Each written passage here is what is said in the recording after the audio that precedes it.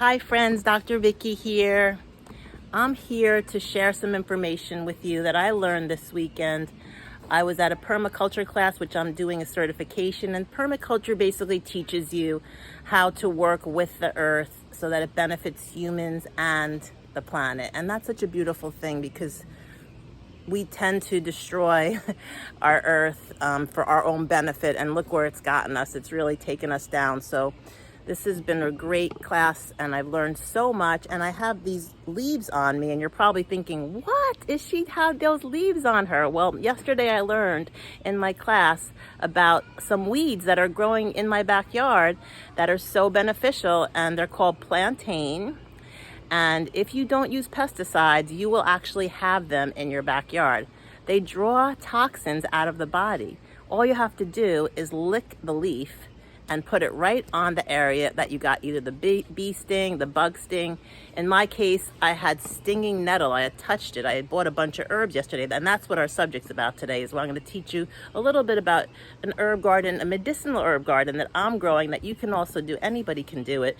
It's really easy. You don't need land even. You just need pots, and you can start making your own medicine. And if there's one thing we learned this year, is that we really need to take more responsibility for our health. And as a chiropractor, this is really a great lesson that I see people are starting to learn. And it makes me so happy, because if we put our trust in medicine or in another establishment that really doesn't have our best interest at heart, and that the truth is constantly changing, then we're really going down. We can't really expect to have good results. But if we learn how to take care of ourselves and do the right things, like get chiropractic, which helps boost your body's immunity and function from the inside out, and is completely natural with no dangerous side effects, and make some herbal teas or tinctures, and eat organic food and exercise, simple things like that can really make a huge difference. So today I'm going to teach you about some herbs that I bought that I just learned about, and one of them is stinging nettle. So when I went to buy all my herbs yesterday at the Midsummer Farm in Warwick, New York, where I took my class, and I'm taking a whole series of classes, everyone was saying, watch out for the stinging nettle, don't touch a stinging nettle.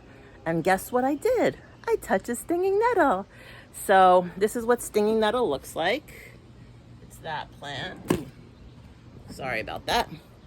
So, of course I touched it, and then I touched my chest, and all of a sudden I see I'm getting a rash, and I was like, whoa, this is not good.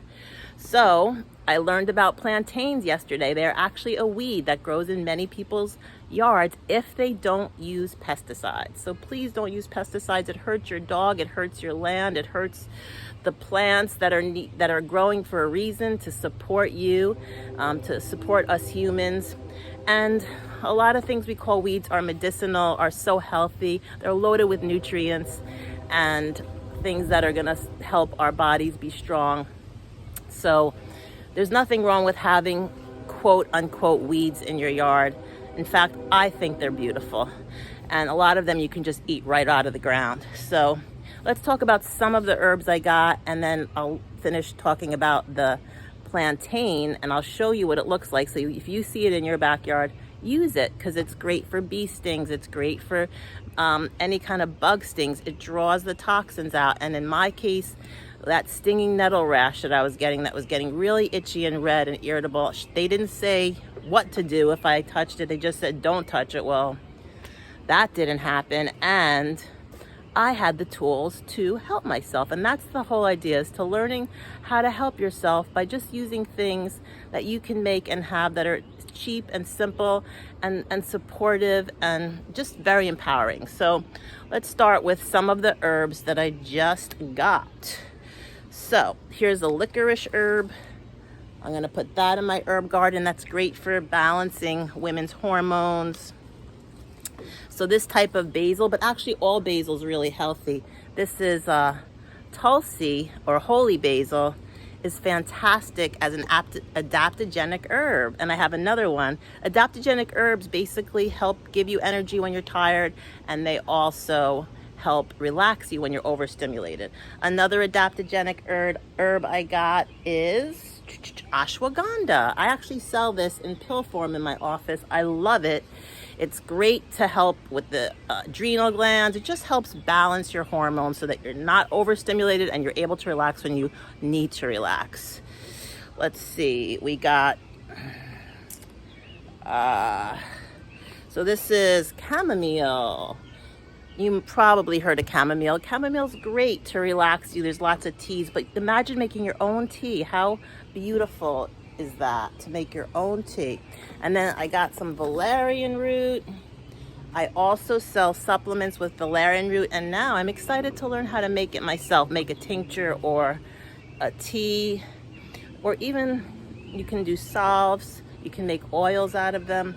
And here's one you probably know, lavender. I love lavender. I use it all the time. The essential oil of lavender. I make sachets with lavender. You can put lavender in your tea. There's so many ways to use it, and it's so calming to the nervous system and relaxing. It helps you sleep. You can put some of the oil like on your pillow. So those are just some of the beautiful herbs, and I want to keep this short and sweet. Another thing that I can't recommend more is peppermint. We use peppermint. Here you go. That's actually chocolate peppermint that came back last year. It survived through the winter. It's fantastic for digestion. It's great to freshen your breath. It's stimulating. I use the oil, the essential oil of peppermint. It's like a bug repellent, and I actually use the oil in my mouth to kind of wake me up and give me energy and focus. So peppermint's amazing. There's so many other things that are great. I want to just show you the stinging nettle. Oh yeah, oops, I already showed you that, sorry.